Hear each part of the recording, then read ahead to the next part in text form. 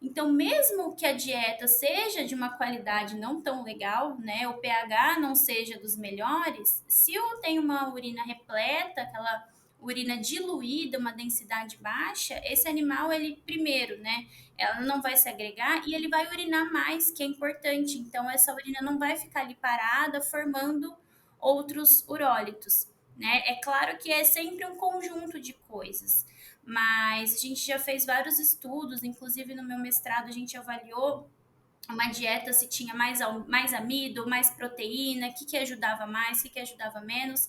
E a gente tinha a versão seca e a úmida dessas dietas. E a gente viu que quando eu trabalho exclusivamente com alimentos úmidos para gatos, a saturação, né, a supersaturação, ela fica baixíssima.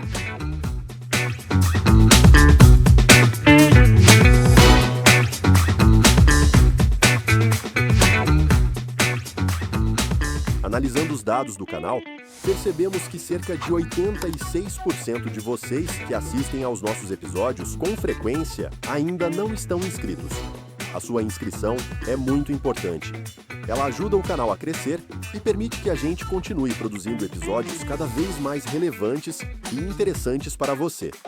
Então, se você gosta do nosso conteúdo, inscreva-se agora no canal. Isso faz uma grande diferença para o nosso trabalho.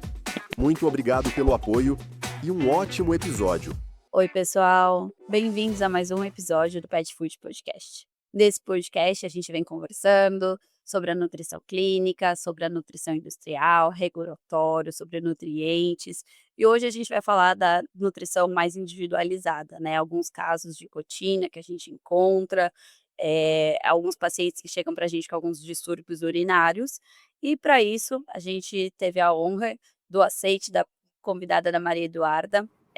A Maria Eduarda, ela vem trabalhando com essa parte de urolitíase, de alterações na urina, né, na saúde do trato urinário já faz algum tempo, então ela é formada na Unesp em Jaboticabal, ela fez residência em nutrição e nutrição clínica. Além disso, ela já fez todo um mestrado, né, então uma grande especialização nessa área, que ela trabalhou com a saúde do trato urinário, com dietas voltadas para essa manutenção, da urina, né, da formação de urólitos, e vem ainda contribuindo ainda mais no seu doutorado, também com estudos nessa área. Então, para nós aqui do Pet Food é uma honra ter uma convidada tão especializada nessa área, né, que trabalha tanto, e especialmente com felinos, né. Então ela também vem trabalhando com essa parte de felinos a longo prazo, a longevidade, né, então a saúde desses animais. Então, muito obrigada, Maria Eduarda, por aceitar o nosso convite. É uma honra ter você aqui e espero que o nosso público aprenda bastante com a nossa convidada. Muito obrigada, Stephanie, pelo convite. Estou muito feliz de estar aqui também com vocês hoje. Então, né, para a gente começar esse assunto aí, explica pra gente, né, o que são urolitíases, né? A gente vê bastante esse nome, mas dá para relacionar com os urólitos que a gente encontra nos seres humanos, que a gente costuma chamar de pedras, né? Então, explica pra gente um pouquinho melhor sobre essa condição em cães e gatos.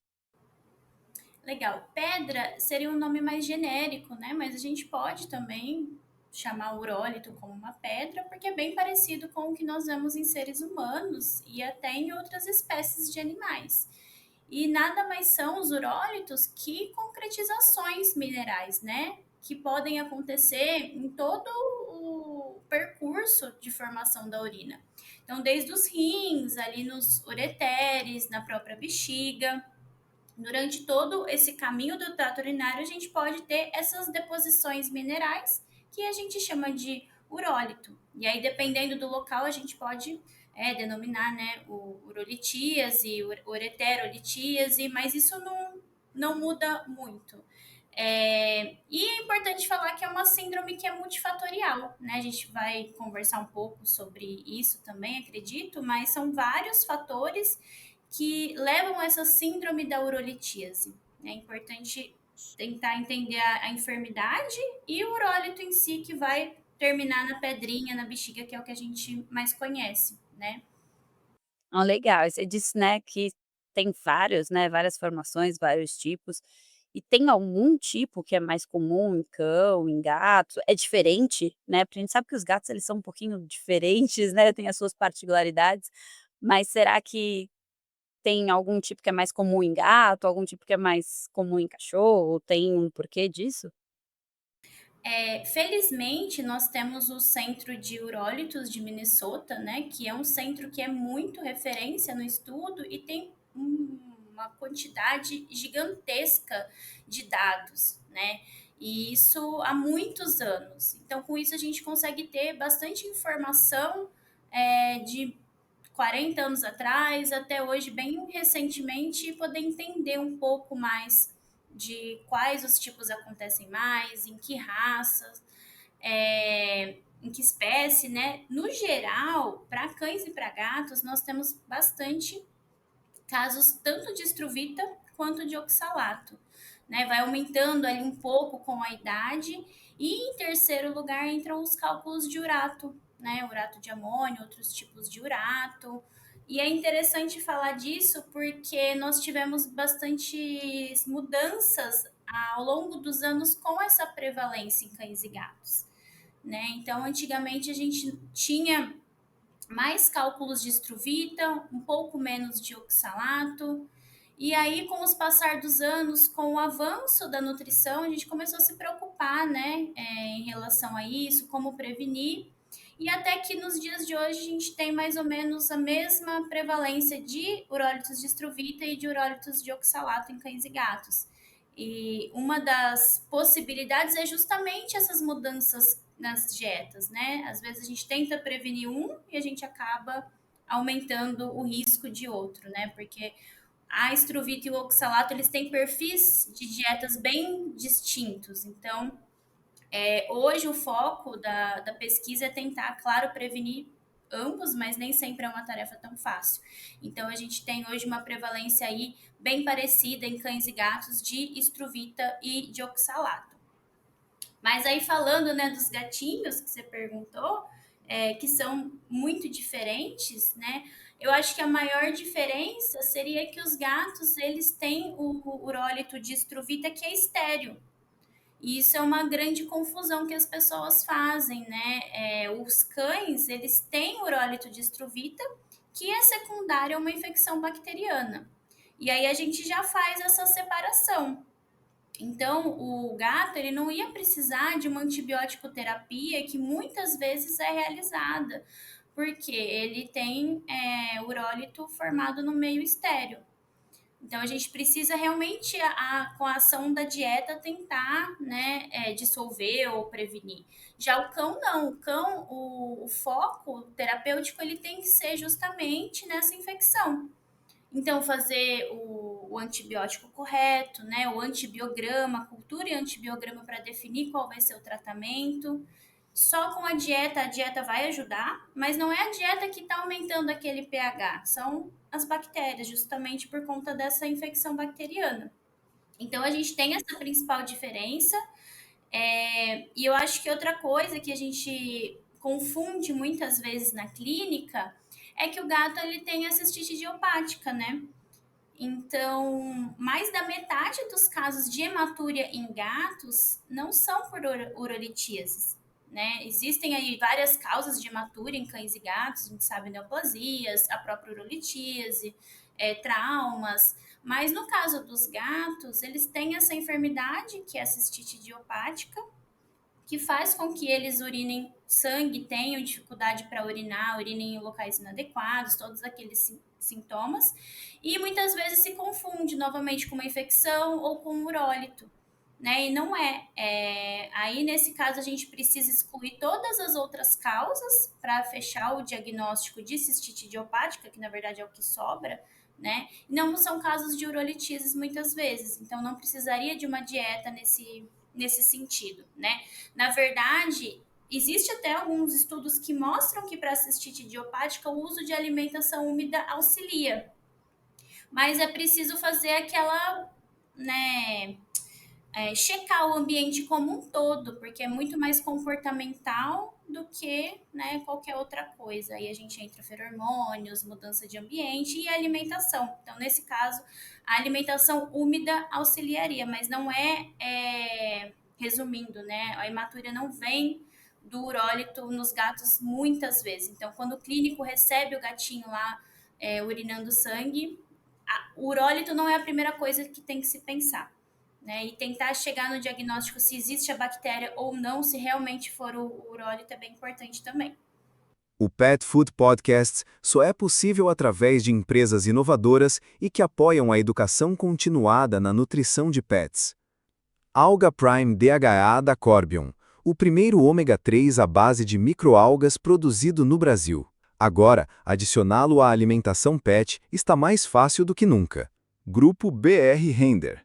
Fazemos juntos o produto para atender você, cliente. Bionatural Prime, nutrição que vem da natureza. Biorigem, sua parceira estratégica em ingredientes naturais derivados de levedura para palatabilidade. Nossa, quanta informação, né? Acho que tudo aí é muito importante. E você comentou do antibiótico, eu acho que algo que a gente não pode esquecer é realmente isso, né? Quando tem o cão, tem uma associação ali de uma infecção, a antibiótico terapia ela é muito importante, a dieta vai ter o seu efeito, né? Como você mesma disse, mas fazer o tratamento junto com o antibiótico, e muitas vezes esse antibiótico ele vai ser prolongado, né, até a dissolução do urólito. Então, isso é muito importante de diferenciar entre cães e gatos, né. Não, isso aí é essencial. Mas vamos focar no urólito aqui então. E explica pra gente como que a dieta vai influenciar nessa formação do urólito, né, porque você disse que ela é uma enfermidade multifatorial, né, então muitas coisas podem influenciar, mas a gente pode dizer que diretamente a dieta pode formar o urólito? É importante ter muito cuidado e tentar entender quem é aquele indivíduo, né? Ele tem que ter, por ser uma doença multifatorial, ele tem que ter uma predisposição para formar urólito, né? Senão eu posso fornecer uma dieta qualquer, se é um animal que não tem essa predisposição, ele não vai formar. Mas algumas situações aí acabam acontecendo e finalizando na formação do urólito, né? E aí, como que a dieta atua nesse sentido? Ela atua de várias formas, né? Desde a escolha dos ingredientes ali antes, né? Seja a caseira, seja a extrusada. E depois que a dieta está pronta, né? Na composição que ela vai ter, como esse animal vai digerir esse alimento, né? E como que acontece, né, em relação à composição da dieta?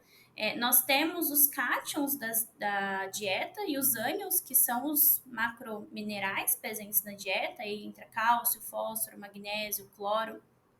E aí, dependendo da composição desse alimento, eu vou ter um predomínio ou mais de cátions, que tem uma carga mais positiva, ou mais de ânions, que tem uma carga mais negativa. E isso vai influenciar diretamente no pH sanguíneo do animal, né, após o processo de digestão. E aí entra o sistema tampão do organismo, é uma parte mais de fisiologia, mas ele vai regular para que o pH sanguíneo se mantenha estável e vai eliminar ou mais ácido ou mais base na urina do animal, justamente para eliminar o excesso e manter o pH normal. Então, se eu tiver um predomínio de um ou de outro, eu vou estar dessa forma regulando o pH urinário desse animal. Então, as dietas precisam tomar cuidado, que é o que a gente chama do excesso de bases, que é justamente essa composição de cátions e ânions, porque ela vai interferir no pH final urinário do animal. Então, é um ponto muito importante de como a dieta afeta os urólitos, né? O animal ele pode ter uma predisposição a urólito de estruvita, por exemplo, mas ele precisa também ter um pH alcalino. E aí, junto uma coisa com outra, a gente acaba tendo a formação do urólito no final. Então, a dieta acaba dessa forma, auxiliando, né, na formação pelo pH, mas até a forma com que eu alimento o meu animal, por exemplo, vai afetar, porque a gente tem, né, aquela onda alcalina pós-prandial. Então, se eu faço uma refeição, a minha onda alcalina pós-prandial vai ser mais alta. Isso é fisiológico, é normal. Se eu faço várias, eu não vou ter essa onda alcalina tão pronunciada. Então, são vários fatores que vão aí afetar.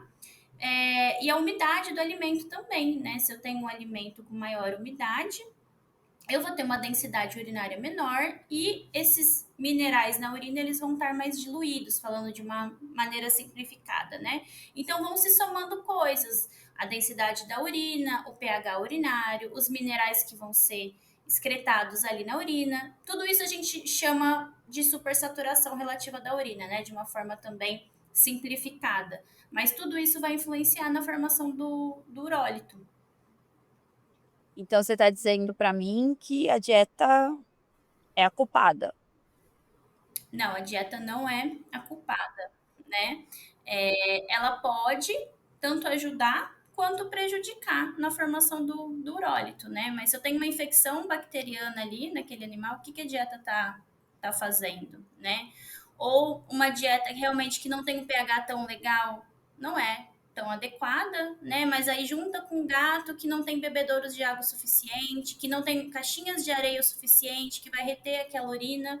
Então essas coisas vão se somando, mas culpar a dieta é inadequado. A gente tem até como afirmar que a dieta não teve culpa, né? Com esses estudos de supersaturação. A gente mostra que essa dieta não vai propiciar um pH inadequado, a densidade urinária inadequada, né? A gente consegue ajudar a prevenir, mas é muito do indivíduo e de todos esses outros fatores que vão se juntando aí. Não, com certeza, foi só uma brincadeira.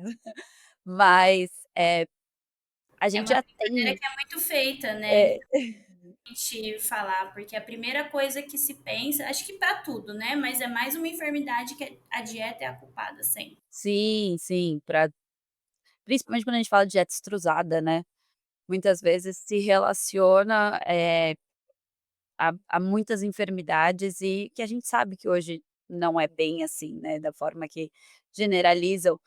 E a gente já tem muitas e muitas empresas que fazem testes, né, elas avaliam o perfil da dieta delas, tanto a composição nutricional, o quanto aquilo é digestível e também o efeito na urina. Então a grande maioria, assim, das empresas confiáveis, né, com bons trabalhos, elas apresentam, então, comprovação do pH urinário. Eles fazem ali protocolos com no mínimo 6 animais, avaliam mais de uma vez, então eles coletam a urina depois de um período de adaptação, vê qual é o pH médio, então se está batendo ali o objetivo, né, o alvo do que eles querem, então é o que a gente vem falando em vários episódios, a ponto de sempre ir atrás de empresas que são confiáveis, com boas procedências, né, que fazem estudos em vivo, porque são testes que a gente ainda precisa do animal para comprovar, né, o seu efeito final, porque é algo no metabolismo, né, então realmente não tem como a gente fugir, né, dessa comprovação científica, né, é uma avaliação em vivo nessa que vai dizer pra gente se o pH tá mais ácido, se o pH tá mais alcalino, né, porque como a Maria Eduarda falou, a gente tem diferentes tipos de urólitos, né, e aí a gente vai ter a estruvita que vai formar mais no pH alcalino, que ela pode ser, dissolvida, né, se a gente utilizar uma dieta mais ácida, mas aí forma o oxalato, então a gente tem que sempre manter um pH neutro, né, de preferência ali, um pH médio, que não propicie nenhuma das 2, né. Eu acho Isso, que e isso a zona é de subsaturação, né? Já que você entrou nessa parte das empresas, né? Com essa avaliação de supersaturação, a gente consegue ter um valor numérico que vai falar pra gente, esse animal tende a formar urólito, porque a supersaturação está supersaturada, a gente tem uma alta supersaturação, né? O que isso significa? O pH não estava legal, os precursores do urólito não estavam legais, estavam maiores, os inibidores não estavam presentes, são várias questões envolvidas, né, que vai falar pra gente, não, essa dieta não tá legal, ou sim, ela tem uma boa supersaturação, a urina desses animais ficou subsaturada, que é o que a gente busca, que é uma urina que não vai deixar com que aqueles mineraizinhos se agreguem, né? Que é a formação do urólito. E se tiver urólito, como a Stephanie comentou no caso de estruvita, que a gente pode dissolver, ele vai se dissolver nesse meio, tá propício para que isso aconteça. Então, são várias análises, um protocolo em vivo, é importante mesmo, porque eu vou entender no animal como que essa dieta vai se comportar em vários animais, né? Então, existe uma segurança da empresa que faz isso, para colocar esse produto no mercado. Eu acho que isso é muito importante, principalmente pensando nos gatos. Você falou de supersaturada e subsaturada, só para todo o nosso público entender, né, existe uma imagem na internet que a gente pesquisa que tem um copinho de água, que você coloca uma colher de sal e ela vai dissolver totalmente. Aí se você coloca mais 2 colheres, ele tá a ponto de quase precipitar ali. Se você coloca mais uma colher, você já vê que ele não dissolve mais aquele sal. Então é isso que a gente quer dizer com super saturada. Você coloca tanto sal ali que vai ter mais cristais a ponto de não conseguir dissolver, né. Então é isso que a gente acaba vendo na urina também. É um acúmulo ali de minerais, né, de compostos, que eles não conseguem dissolver. E o nosso objetivo é sempre ter mais água, mais urina, né, do que esses cristalzinhos. Isso, perfeito. Essa ideia da água com sal eu gosto bastante, e do leite com Nescau também, que a gente É, é verdade. toma todo, né, grudadinho, é exatamente a mesma coisa, e é algo que eu falo bastante nas consultas também, principalmente para tutor de gato, que a gente precisa colocar mais água nesse copo, mais leite nesse copo, né? Essa é a chave, né? Que é a questão da hidratação, justamente, né? E aí assim a gente baixa a saturação, fica numa zona subsaturada e vai ser sempre o ponto principal, pensando nas urolitíases, né? Sim, com certeza. E aí se você tivesse que elencar uma abordagem nutricional, assim, qual seria a primordial, né, e qual a diferença entre as abordagens nutricionais? Como que você lida no seu dia a dia? Olha, com certeza é justamente a hidratação, né? A quantidade de umidade da dieta. Porque é o que a gente acabou de explicar. Se eu adiciono mais água naquela urina, aqueles minerais, eles podem até estar lá. A ideia é que não estejam, né? Mas eles podem estar ali, mas eles não vão conseguir se agregar. Então, mesmo que a dieta seja de uma qualidade não tão legal, né, o pH não seja dos melhores, se eu tenho uma urina repleta, aquela urina diluída, uma densidade baixa, esse animal, ele primeiro, né, ela não vai se agregar e ele vai urinar mais, que é importante. Então, essa urina não vai ficar ali parada, formando outros urólitos, né? É claro que é sempre um conjunto de coisas, mas a gente já fez vários estudos, inclusive no meu mestrado a gente avaliou uma dieta se tinha mais amido, mais proteína, o que ajudava mais, o que ajudava menos. E a gente tinha a versão seca e a úmida dessas dietas. E a gente viu que quando eu trabalho exclusivamente com alimentos úmidos para gatos, a saturação, né, a supersaturação, ela fica baixíssima. Então, mesmo, né, que a gente mude a composição da dieta, esse animal ele acaba ingerindo indiretamente muito mais água, essa urina fica muito mais diluída. A gente via, né, nos potinhos de urina coletado que era assim o triplo. Então, essa é a estratégia mais eficiente. Por isso que em alguns casos a gente, mais para cães, né, a gente acaba recorrendo à dieta caseira, porque ela tem mais umidade, ou para gatos, alimentação exclusiva em alimento úmido. Mas aí entra a questão custo, né, que é importante. Então, no caso, eu preciso, ou mesmo o animal não aceita, né, gato não, nem sempre vai aceitar o alimento úmido como a única alimentação dele. Ele aceita ali um sachêzinho só. Aí eu preciso ter cuidado justamente com quem formulou esse alimento, se era uma empresa que teve esse cuidado de realizar o teste da supersaturação, né? Aí eu tenho segurança. Mas, para resolver todos os meus problemas, seria muito fácil a gente dar só o alimento úmido e isso ia resolver. entrando nisso também, aproveitando, aquela coisa de dou um sachê por dia, meio sachê, infelizmente não adianta. E é uma coisa que as pessoas ficam muito tristes, né, de escutar. Ah, e o sachêzinho que eu dou pro meu gato uma vez por dia. Infelizmente, ele precisa receber mais da metade da alimentação dele de alimentação úmida para ter esse efeito de diluir urina, de urinar mais, de baixar a densidade, né? Então, a gente tem esse mito, né? Ah, eu vou colocar o sachê e tô ajudando, né? Acaba sendo mais como um petisco mesmo. Não, com certeza. Essa é uma informação valiosíssima, né, que pelo menos metade da alimentação dele precisa vir da umidade, né. Então, uma forma mais barata seria pegar a ração seca e colocar adicionar água, né, na mesma proporção, só que aí Mais da metade, né? é, Mais mais da metade, né, na mesma proporção, só que o animal não costuma aceitar, ainda mais gato, né. Então, alternativas seriam saborizar a água, mudar a fonte, incentivar eles a beberem mais água, né. Algo que eu e Stephanie particularmente não gosto, não incentivo e sempre falo quando possível é não ensinar o gato a beber água da torneira, né, porque ele já não gosta muito de beber água, ele já não quer. Então, se a gente vai lá e ensina ele a beber água a hora que eu vou escovar os dentes, a hora que eu vou no banheiro, que eu abro a torneira e fica ali escorrendo, ele vai preferir isso, né. Então ele vai deixar só para beber água nesse momento. Se ele já não quer, ele não gosta, fica ainda mais difícil, né. E se você trabalha o dia inteiro, vai chegar ali só no final do dia, pra aí você abrir um pouquinho a torneira, imagina o tanto de tempo que ele não ficou sem beber água, né.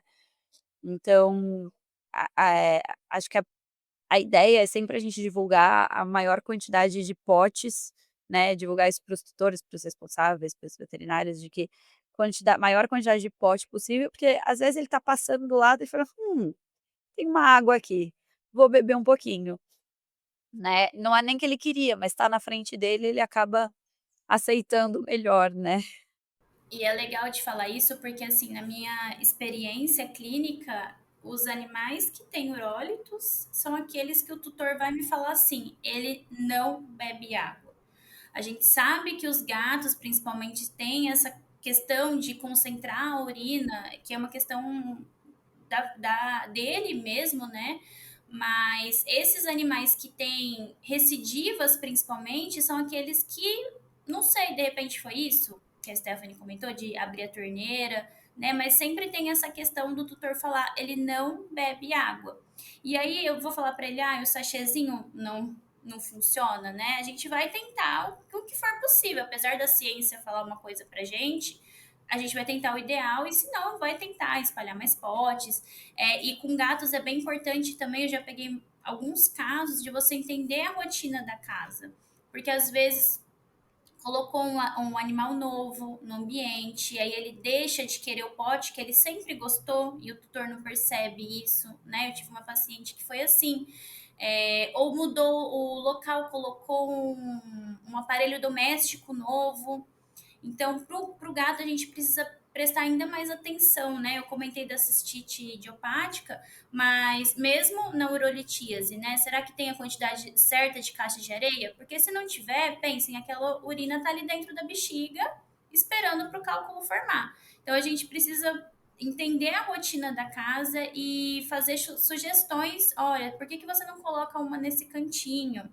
Né? Eu atendi uma gatinha que a tutora falou: eu coloquei no meu quarto que ela fica mais. Eu, onde? Ela, do lado da porta. Eu falei: mas ela vai na porta? Ela, não. Eu falei, então coloca onde ela fica. Por quê? Porque essa tutora comprou outro gato e a gata não quer mais sair. E é uma gata que tem histórico de urolitismo. Então a gente precisa não ser só nutricionista, né? Trabalhar um pouco com comportamento também para poder ajudar da forma que for possível, colocar mais potes, como a Stephanie falou. E cada animal vai ter sua preferência. Tem um que vai gostar mais do de cerâmica, mas tem outro que não vai gostar, né? E se um hábito foi criado com o gato, é difícil a gente tirar também, né? Você ensinou a fonte, não dá para tirar essa fonte de água dele. Então a gente tenta de todas as formas, porque justamente a hidratação vai ser a nossa arma principal, né? Pensando nas urolitíases.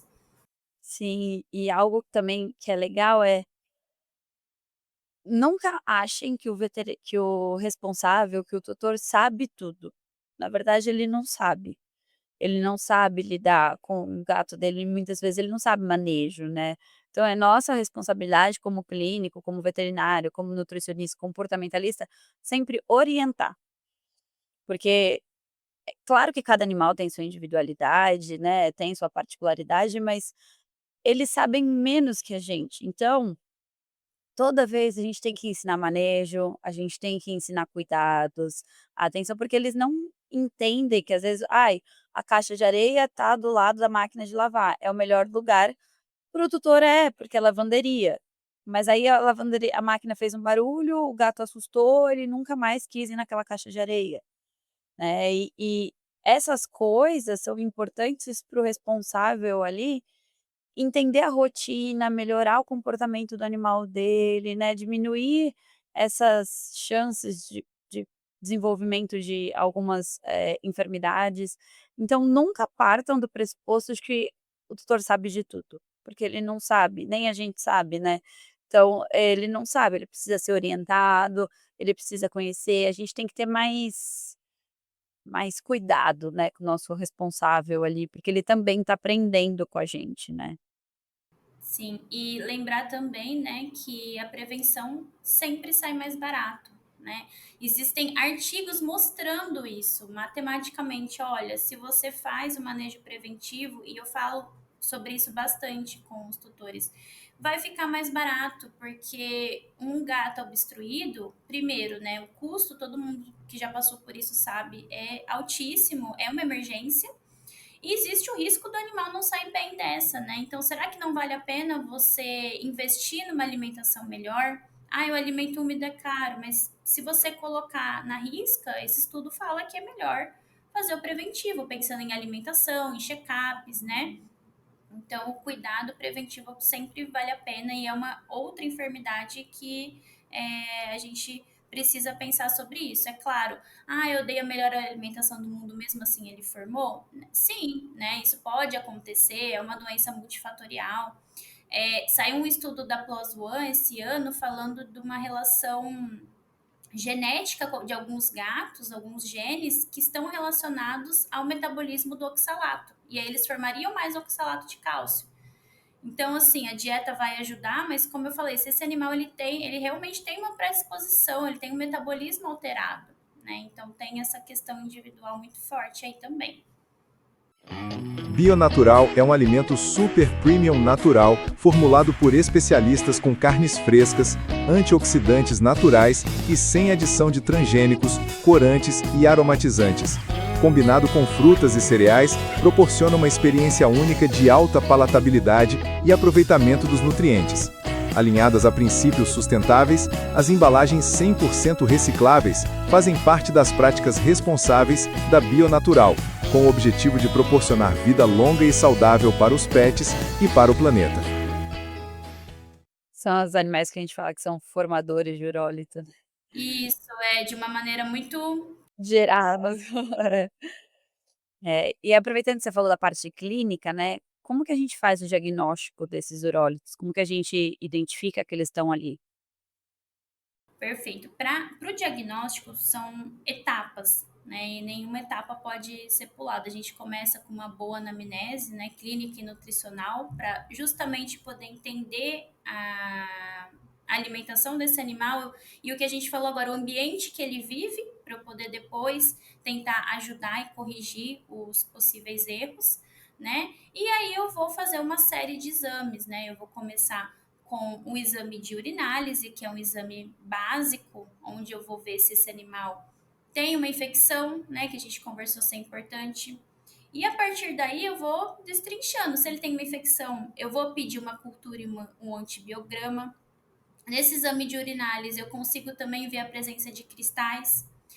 Importante dizer que os cristais, eles não querem dizer exatamente o tipo de urólito. Pode ser que o animal tenha urólito e não tenha cristal, pode ser o contrário também, então a gente precisa ter cuidado.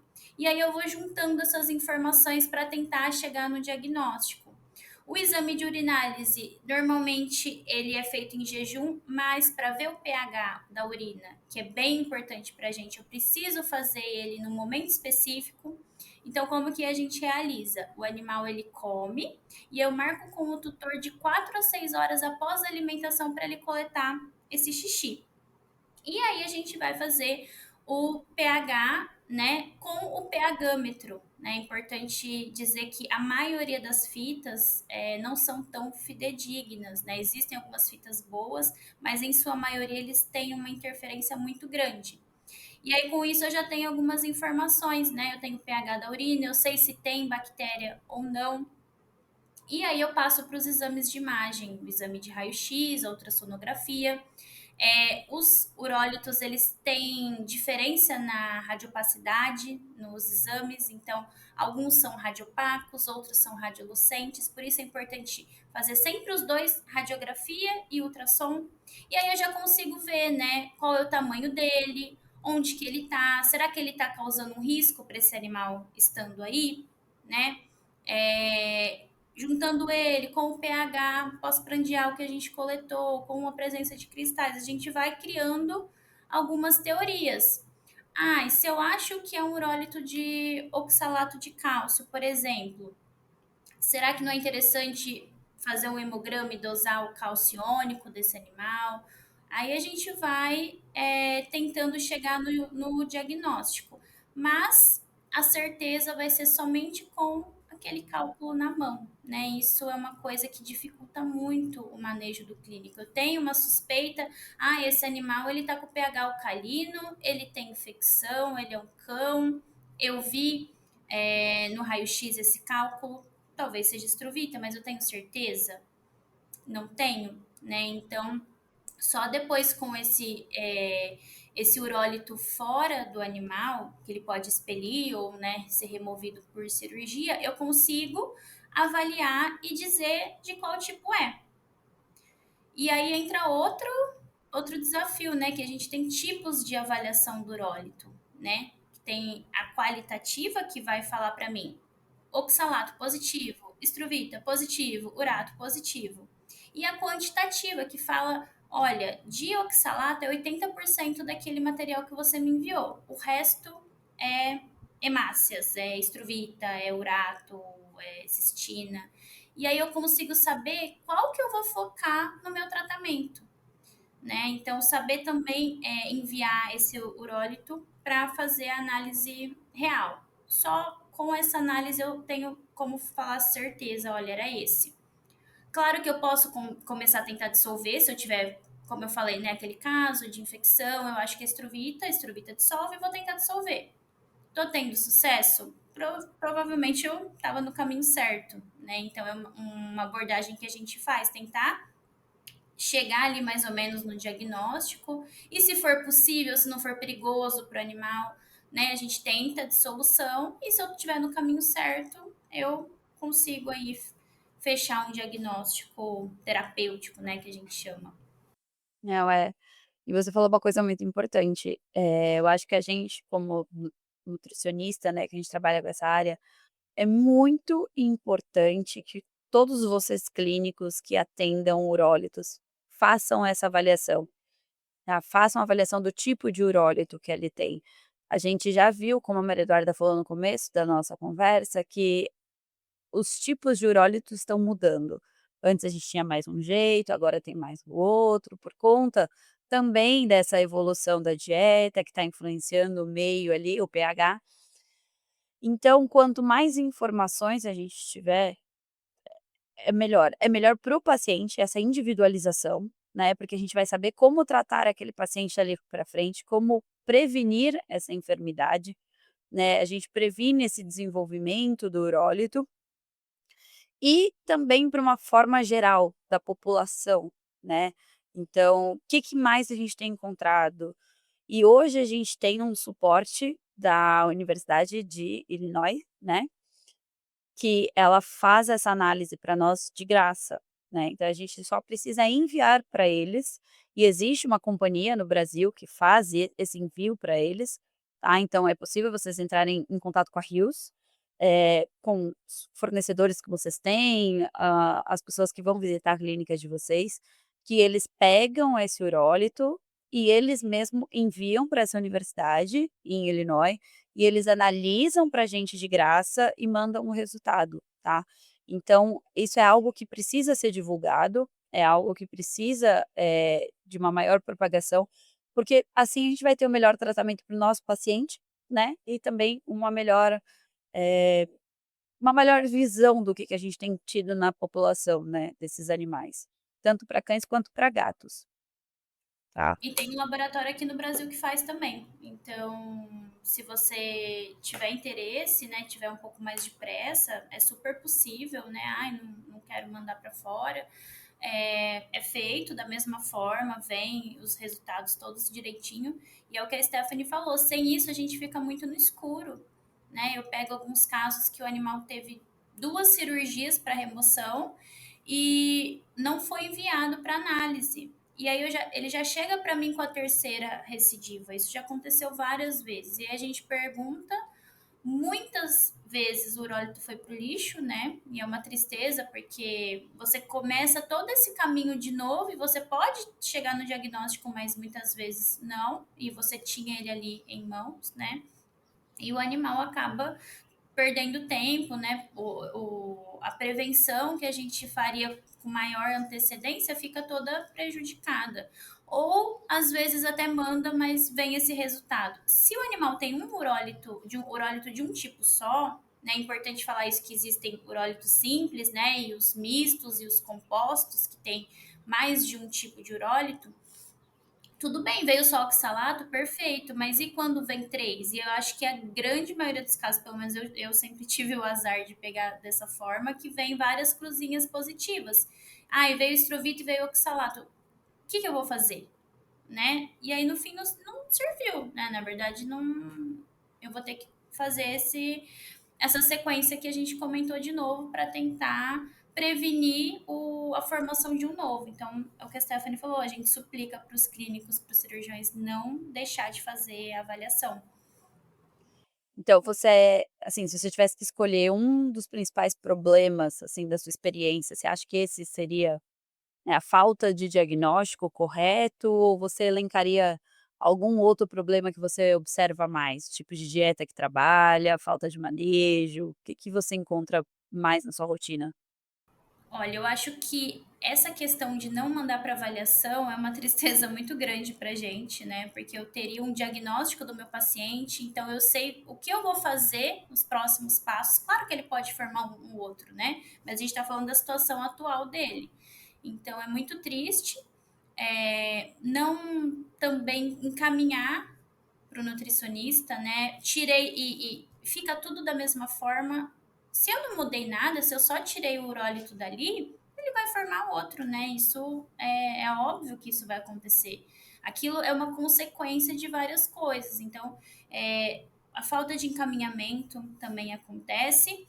E eu acho que também as prescrições erradas, né, de dietas voltadas para a dissolução de um tipo de urólito, sem que a pessoa tenha informação de que realmente é esse urólito. E aí, como a gente falou, eles têm perfis diferentes. Então, às vezes eu estou tentando ajudar e, na verdade, eu estou ajudando o urólito que está ali dentro a crescer, né? Então, isso eu pego muitos casos assim. Então, cai na mesma questão, né? Encaminhe, né, para ser feito o acompanhamento certinho. Nem sempre as dietas que são específicas para aquilo vão funcionar. Em alguns indivíduos pode ser que não, que eu precise modificar, utilizar um acidificante extra, um alcalinizante. Então, é preciso ter um acompanhamento. É um tema que tem várias questões, né? E também a cirurgia ser feita no primeiro momento de diagnóstico. Porque se esse urólito não estava comprometendo o fluxo urinário, não era aquele caso que eu falei, a gente tem que avaliar no exame de imagem, mas se ele era pequeno, ele não estava num local perigoso, né? Por que não tentar? A gente pode tentar ali alguns animais com máximo de 4 meses, mas a média geral ali até 2 meses a gente consegue a dissolução daqueles que dissolvem, né? Se não deu certo, tudo bem, a gente tem que fazer a cirurgia. Mas se não, eu evitei uma cirurgia nesse paciente, que é uma. Não sou cirurgiã, mas para mim é uma cirurgia complexa, né? Que gera custos, gera dor nesse paciente. E a gente podia ter tirado. E muitas vezes eu falo, fiquei com medo, né? Sem tentar. Então é tão legal quando a gente consegue só com a dieta, e a gente sabe que é super possível dissolver aquele urólito e a gente já faz o acompanhamento para depois, né? Ele vai precisar de um acompanhamento, senão ele vai formar de novo. Então são Era jus vários. Pode falar. Não, era justamente essa a minha pergunta, tipo, quando que você entra com a dieta terapêutica, sabe? Especificamente, e qual a dieta terapêutica? Porque eu acho que tem muita confusão entre a urinária e a renal, né, eu acho que esse é um Isso. ponto muito importante de ser falado.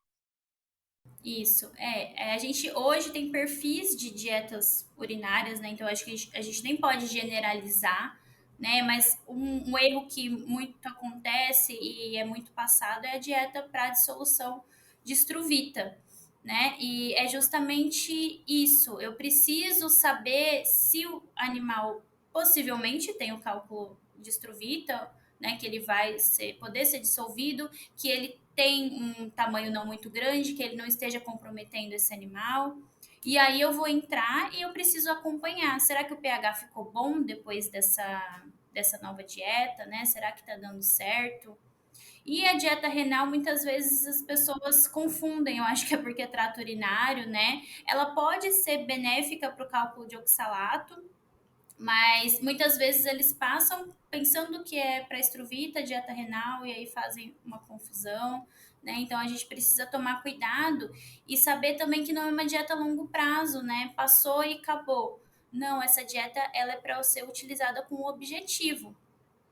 Ela vai, no caso da estruvita, né? Ela vai acidificar a urina e a longo prazo ela pode ter efeitos sistêmicos.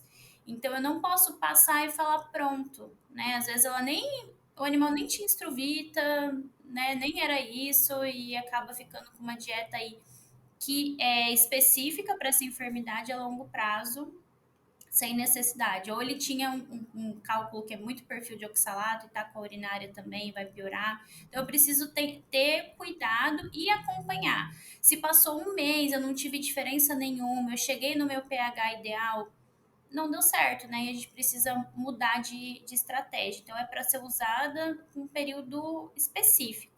Né? E as empresas têm essa recomendação atrás. Tanto que se você olhar, não pode filhote, não pode gestante. Então, é para um objetivo, né?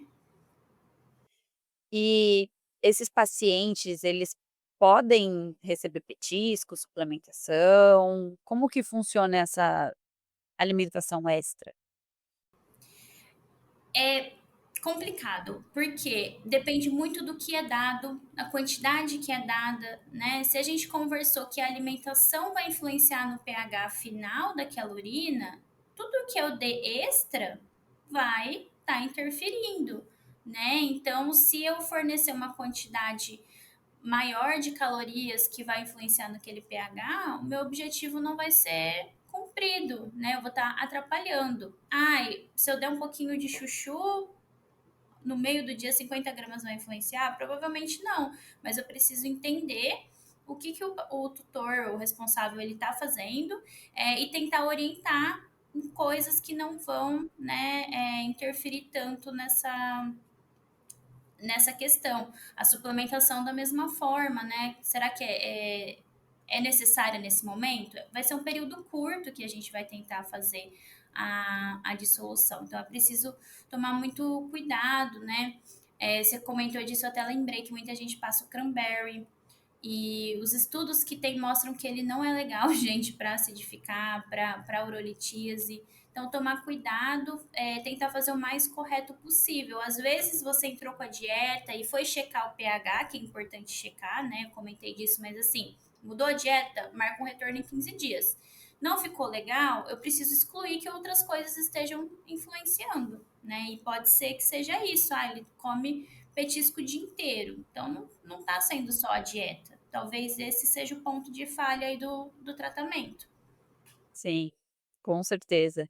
E a gente vê isso muito, né, cada vez mais o responsável quer ali fornecer um petisco, tá junto, a todo momento dá petiscos diferentes, né, agora é época do Natal, a gente tem uma oferta de alimentação muito maior para eles, né, então são cuidados, né, como eu disse antes, a gente precisa ensinar o responsável. É difícil, é uma das tarefas mais difíceis, mas é necessário, porque só assim a gente consegue garantir longevidade, bem-estar, né. E aproveitando esse tópico, como que, né, caso assim, tenha tido uma reincidiva ou fez uma cirurgia, como que eu posso ajudar nutricionalmente, né, a não ter novamente, né, não piorar o caso, né, evitar mesmo a propagação da urolitíase.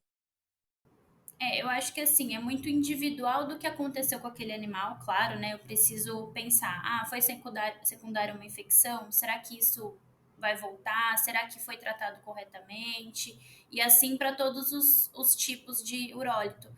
Ele tinha maior eliminação de cálcio na urina e ele teve oxalato. Será que descobriram o porquê? Tinha uma doença por trás? Mas, no geral, falando de uma forma mais geral, é importante aquilo que a gente falou de procurar empresas que sejam boas e que tenham dietas com a avaliação da supersaturação.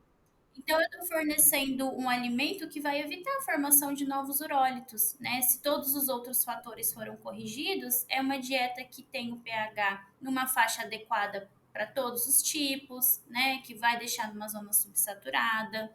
Se é um animal que, mesmo com uma dieta boa, ele tem uma urina muito concentrada, considerar alimentação úmida, pode ser importante, né? Tentar depois que acabou, dissolveu, voltar para uma alimentação de qualidade, né? E da mesma forma avaliar. Eu sempre, quando termino a dissolução, né, a gente faz esse retorno para o alimento de qualidade, eu peço para ele retornar para checar o pH e ver se realmente não ficou legal, ficou do jeito que a gente queria, se a densidade ficou baixa. Então, tomar esse cuidado e o manejo que a gente conversou bastante, né, do ambiente, que isso tem que se manter.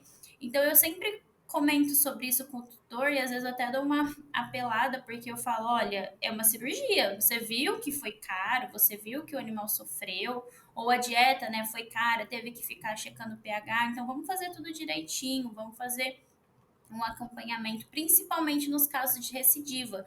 Não dá para achar que acabou, dissolveu, volta para a dieta que causou aquele urólito e nunca mais volta para o consultório, né? Não dá certo, a gente precisa fazer esse manejo preventivo.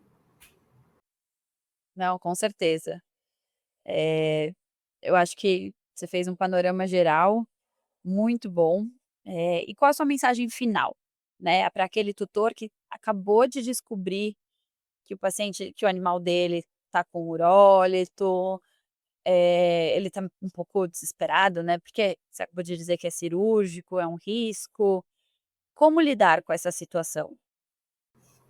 Eu acho que a gente precisa ter calma, né? Na maioria das vezes não é uma situação emergencial, né? E tentar identificar o que a gente pode fazer. Se precisar de cirurgia, se tiver um risco grande de obstrução, a gente vai ter que fazer uma cirurgia. Mas na grande maioria dos casos, é o que eu falo para os tutores, não é essa situação. Dá para a gente tentar, né? E tentar com uma forma muito simples, que é via alimentação. Então eu falo sempre que é uma situação chata, meu animal tem urólito, né? Que chato, mas quem sabe só com a mudança na dieta e alguns ajustes na sua casa a gente consegue prevenir essa situação. Então, buscar um profissional que cuide disso. Muitas vezes o clínico, o cirurgião dá conta, mas alguns casos são desafiadores, então a gente precisa pensar nesses casos também. O animal já teve recidiva, o tratamento não está sendo feito, então peça ajuda do especialista, né? A gente consegue ter esse cuidado um pouco maior e individualizar aquela dieta para aquele animal. Às vezes, por causa dele, vai ser melhor uma alimentação caseira, às vezes uma alimentação úmida, ou essa dieta não tá legal, mesmo que seja de uma marca boa, a gente precisa variar isso, né? Então, É uma situação complexa, a gente sabe, a gente conversou hoje, são vários fatores envolvidos, né? Mas a gente consegue ter muito sucesso com a dieta. Eu fico feliz com isso, né? E cada vez mais as empresas estão investindo, a gente está entendendo o que está acontecendo com esses animais para ter dietas ainda mais eficazes no tratamento e na prevenção. Não, eu acho que é importante também, a gente alertar aos responsáveis não seguirem recomendações da internet, né, Ah, sim, com porque certeza. às vezes tem: "Ai, adiciona isso, adiciona aquilo". Pessoal, é uma enfermidade que pode virar um risco de vida, pode se tornar uma emergência. Então isso é muito sério. Temos que tomar muito cuidado para que a saúde do animal não esteja em jogo, né. Então, sim, procurem bons profissionais, como a Maria Eduarda falou, sigam o tratamento direitinho, né, todas as recomendações, o uso da dieta de forma correta. Então procurem um nutrólogo, um nutricionista que trabalha com isso, que vai saber te direcionar melhor qual é o tipo de dieta, se há necessidade de adicionar, um acidificante, um alcalinizante, né. Então, de forma geral, sigam o tratamento, né, com maior quantidade de água. Água nunca, quer dizer, mentira, água, é, eu ia falar que nunca água é em excesso, né, mas pode em muito excesso também é ruim. Mas assim, espalhem pote pela casa, saborizem essa água para que o animal seja estimulado a ingerir água, né. Maria Eduarda, foi um prazer te receber aqui hoje. Foi muito, legal a gente conversar, gratificante, poder divulgar isso. Não é um assunto fácil, não é um assunto que a gente encontra em todos os lugares, que é muito debatido, né, mas o desafio de cada hora ter um urólito diferente, como é a formação, isso daria uma outra conversa, né, dos diferentes tipos de urólito, quem que estimula mais, né, a propagação de um ou de outro. Então, assim, foi um prazer imenso. Muito obrigada por aceitar o convite da nossa equipe e deixa sua mensagem final, onde a gente te encontra nas redes sociais. Fique à vontade. Obrigada, Stephanie, foi um prazer, é um tema que eu gosto muito. E assim, só de mensagem final mesmo, pessoal, assim, não se desesperem.